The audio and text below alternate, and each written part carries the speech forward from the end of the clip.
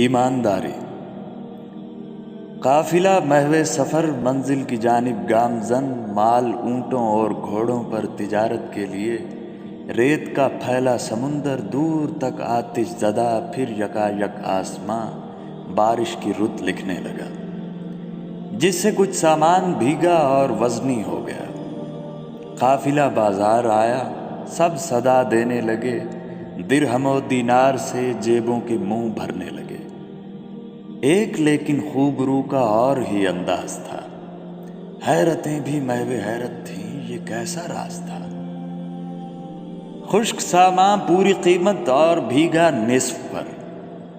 قیمتوں کے فرق پر سب نے کہا یہ کس لیے؟ نوجوان نے مسکرا کر یہ کہا کہ دیکھیے، خشک اور بھیگے ہوئے کا وزن تو یکساں نہیں، اس لیے ہو ایک قیمت، مجھ سے یہ ہوتا نہیں۔